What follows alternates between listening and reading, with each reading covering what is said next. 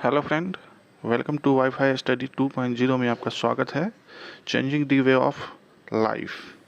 आप यहाँ देख रहे हैं हमारे चैनल जो आपको पढ़ाने जा रही है वो जीके है, जो स्पेशलिस्ट रेलवे और एसएससी की प्रिपरेशन जो कर रही हैं उन्हें बहुत ही हेल्प मिलेगी। आगे देखिए, मैं डीके आप लोग को पढ़ाने जा रहा हूँ जीके।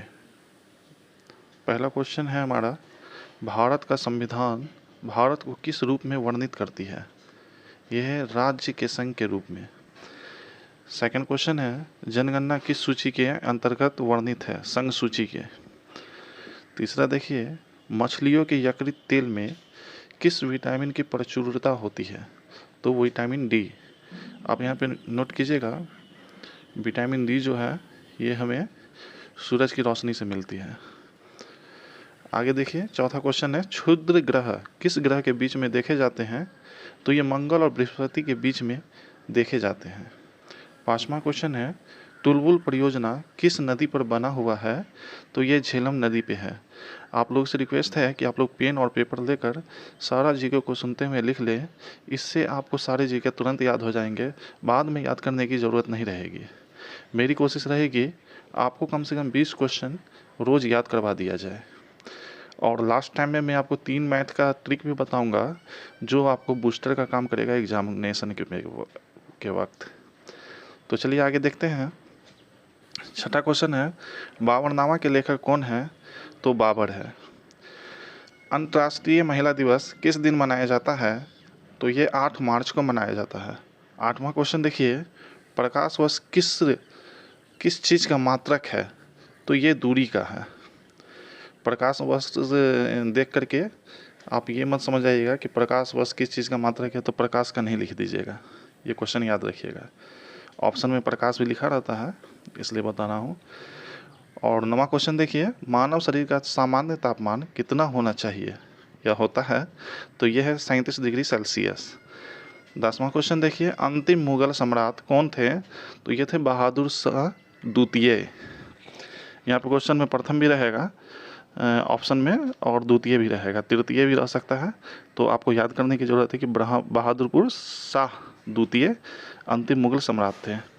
11वां क्वेश्चन देखिए, भारत छोड़ो आंदोलन का नारा किसने दिया था? तो महात्मा गांधी ने दिया था। राशियों की कुल संख्या कितनी है? 12वां क्वेश्चन है, तो ये 12 है।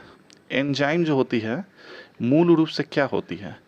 तो मूल रूप से ये प्रोटीन होती है। सौरमंडल का सबसे चमकीला ग्रह कौन सा है? ये शुक्र है। 15 नंबर में देखिए, बिंदुसार किस वंश का शासक था? तो ये मौर्य वंश का था।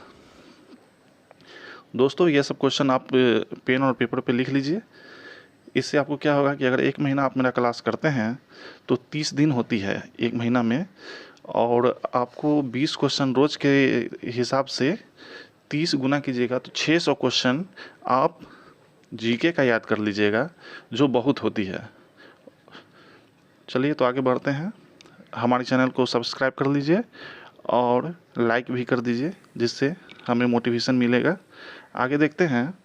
16वां नंबर क्वेश्चन देखिए, लिंगराज मंदिर किस राज्य में स्थित है? तो ये भुवनेश्वर में है। 7वां क्वेश्चन देखिए, मकाऊ के मुद्रा को क्या कहा जाता है? तो पटाखा कहा जाता है।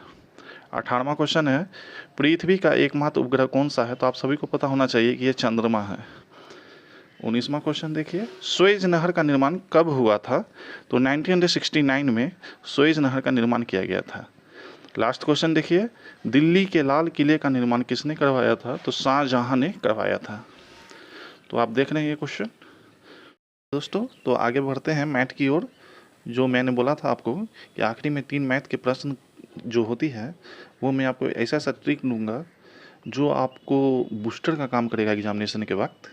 तो चलिए मैं कुछ यहाँ पे क्वेश्चन लाया हूँ, वो क्वेश्चन आप देखिए, और कितना शॉर्ट ट्रिक में मैं बनाया हूँ ये भी आप देख लीजिए। जो इसमें जो है ना, जो एक्स वाई जेड ये मानना वो मानना ये सब बिल्कुल नहीं है। तो दोस्तों अभी तक मेरा चैनल को आपने सब्सक्राइब नहीं किया है तो कृपया करके लाइक और सब्सक्राइब कर दें। तो चलिए आगे बढ़ते हैं। यहाँ देखिए क्वेश्चन है, किसी संख्या के, यहाँ देख रहे हैं, किसी संख्या के 55% और 35% का अंतर 400 है तो संख्या क्या होगी? ये बहुत ईजी है, जैसा आपको दिख रहा होगा इतना क्वेश्चन भारी है, वो है नहीं, बहुत ईजी है, बहुत ईजी है। आप देखिए आपको करना क्या है। यहाँ बोल रहा है 55%, ये देख रहे हैं, ये आप देख रहे हैं 55%, ये देख रहे हैं 35%, ये देख रहे हैं। ये दोनों का जो है अंतर आपको बता रहा है कितना है, 400 है। तो देखिए आगे आपको करना क्या है, ये दोनों का अंतर है 55 और 35% का।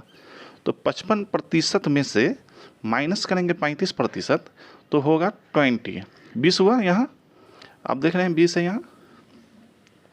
अब ये 20% बराबर जो है, यहाँ आप देख रहे हैं, ये जो देख रहे हैं 20%, ये 20% बराबर हो गया, अंतर जो आपको दिखा रहा है यहाँ 400, ये 400 आप लिखिएगा, ठीक है।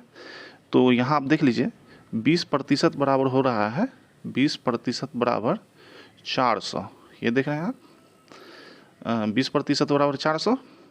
तो इसको जब काटिएगा, यहाँ से आप काट के देखिए, इसको 20 से यहाँ से काटिएगा तो 1% बराबर हो गया, 1% बराबर 20 आ गया। तो आपसे क्या पूछ रहा है क्वेश्चन, आपसे क्वेश्चन पूछ रही है कि संख्या क्या होगी, यानी कि टोटल क्या होगा। तो टोटल आपका यहाँ देख लीजिए, 1% बराबर 20 है, तो यहाँ बोल रहा है कि 100% बराबर कितना होना चाहिए, तो 2000। आपका आंसर यही हो गया 2000। देखिए दोस्तों कितना ईजी है। तो चलिए आगे एक और क्वेश्चन है, हम देखते हैं। यहाँ देखिए एक और क्वेश्चन है, यदि राम की आय का 30%, सॉरी यहाँ देखिए, हाँ चलिए यहाँ देखिए, यदि राम की आय का 30% जो है 1200 है, तो राम की आय का 75% कितना होगा। तो ये भी बहुत इजी क्वेश्चन है, जो शायद आप लोग को भारी लग रहा होगा। यहाँ मैंने सॉल्यूशन कर दिया है, फिर भी चलिए मैं आपको बताता हूँ कि इसको इजी कैसे करना है, कैसे बना लीजिएगा आप। यहाँ देखिए 30% बराबर बोल रहा है कि 1200 है, तो यहाँ आपको क्वेश्चन ही में आंसर है 30% इक्वल टू 1200 हो गया।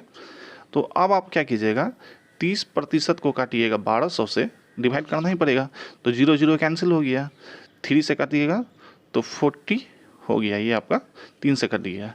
तो 1% बराबर हो गया आपको यहाँ 40, 1% बराबर कितना हो गया 40।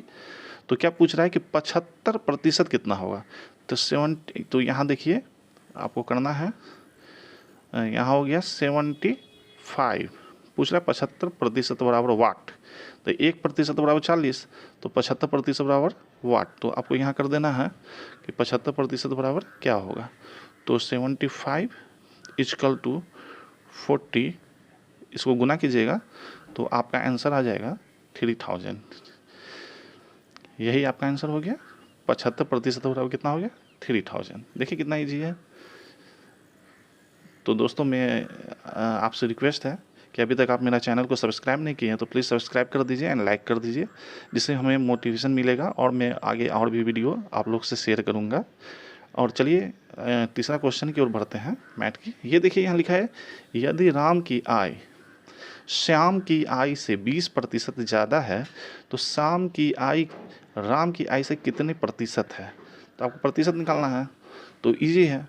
यहाँ देखिए 20% बराबर कर रहा है कि 20% ज़्यादा है, तो इस टाइप से क्वेश्चन जो रहता है तो वो बहुत ईजिली आप बना सकते हैं। 20% हो गया, ये कितनी ज़्यादा है, कोई भी चीज़ 20/100 लिखते हैं अपना लोग, 1/100 लिखते हैं, 1/100। तो क्या करें, 20% ज़्यादा है किसकी, राम की आय श्याम की आय से 20% ज़्यादा है।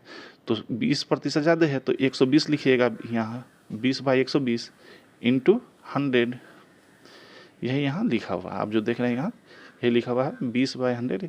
अब इसको काटिएगा तो ये 0 से ये 0 कटिए, 2 से ये काटिएगा 6, तो हो गया 100/6।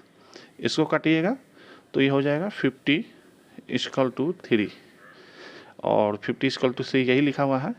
अब आगे देखिए 50/3, इसको अगर ये मल्टीपल कीजिएगा काटिएगा तो 16.2/3, ये इसका आंसर आ जाएगा। देखिए दोस्त कितनी इजी है ये बहुत ईजी है। ये आपका आंसर हो गया 50/3। तो दोस्तों आप लोग हमारे चैनल को सब्सक्राइब कर दें, साथ ही बेल आइकन को दबा दें, ताकि जो भी वीडियो हमारे द्वारा लोड किया जाए वो आपके पास तुरंत पहुंच जाए। जी धन्यवाद। वीडियो देखने के लिए बहुत बहुत धन्यवाद आप लोग का। Thank you.